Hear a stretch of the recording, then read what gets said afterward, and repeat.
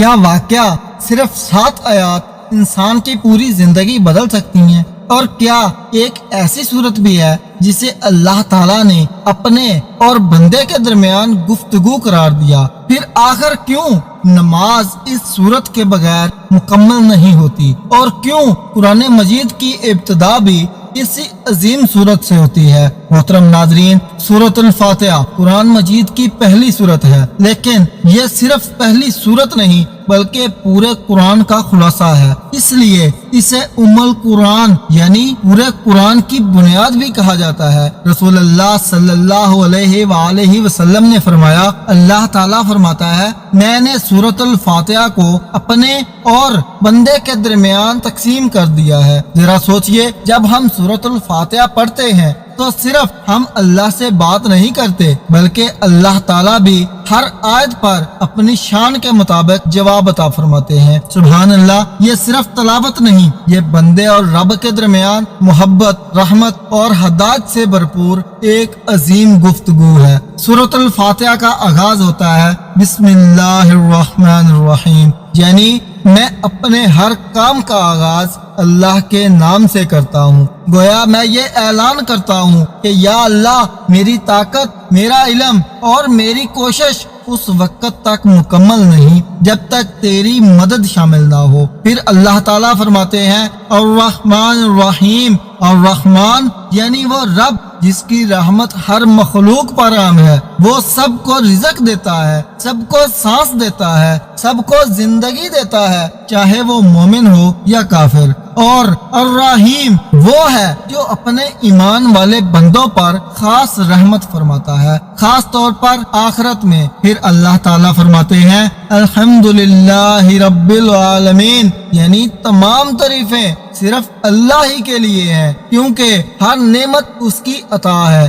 ہر آسانی اس کی رحمت ہے، اور ہر آزمائش میں بھی اس کی حکمت پوشیدہ ہوتی ہے۔ پھر فرمایا رب العالمین، یعنی صرف انسانوں کا نہیں بلکہ پوری کائنات کا رب، وہی پیدا کرنے والا ہے، وہی پالنے والا ہے، وہی رزق دینے والا ہے، اور وہی ہر لمحہ اپنی مخلوق کی خبر رکھنے والا ہے۔ اب اللہ تعالیٰ فرماتے ہیں الرحمن الرحیم۔ ذرا غور کیجئے، اللہ تعالیٰ نے اپنی رحمت کا ذکر دوبارہ کیوں فرمایا؟ تاکہ بندہ کبھی بھی اپنے گناہوں کی وجہ سے اللہ کی رحمت سے مایوس نہ ہو، کیونکہ اس کی رحمت اس کے غضب پر غالب ہے۔ پھر فرمایا مالکی یوم الدین، یعنی بدلے کے دن کا مالک، وہ دن جب نہ دولت کام آئے گی، نہ رشتہ داری، نہ سفارش، بلکہ ہر انسان اپنے اعمال کے ساتھ اللہ کے سامنے کھڑا ہوگا۔ یہ آیت ہمیں یاد دلاتی ہے کہ ایک دن ہم سب نے اپنے رب کو جواب دینا ہے۔ پھر بندہ اپنے رب سے عہد کرتا ہے ایاک نعبد و ایاک نستعین، یعنی اے اللہ، ہم صرف تیری ہی عبادت کرتے ہیں اور صرف تجھ ہی سے مدد مانگتے ہیں۔ ذرا سوچئے، ہم دن میں کتنی بار لوگوں سے امید لگا لیتے ہیں، لیکن یہ آیت ہمیں سکھاتی ہے کہ اصل سہارا صرف اللہ ہے۔ اس کے بعد بندہ اپنی سب سے بڑی دعا مانگتا ہے اہدنا الصراط المستقیم، اے اللہ ہمیں سیدھا راستہ دکھا۔ یہ دنیا کی سب سے قیمتی دعا ہے، کیونکہ اگر ہدایت مل جائے تو دنیا بھی سنور جاتی ہے اور آخرت بھی۔ پھر اللہ تعالیٰ فرماتے ہیں صراط الذین انعمت علیہم، یعنی ان لوگوں کا راستہ جن پر تیرا انعام ہوا، انبیاء، صادقین، شہداء اور صالحین کا راستہ۔ پھر دعا سکھائی غیر المغضوب علیہم ولا الضالین، اے اللہ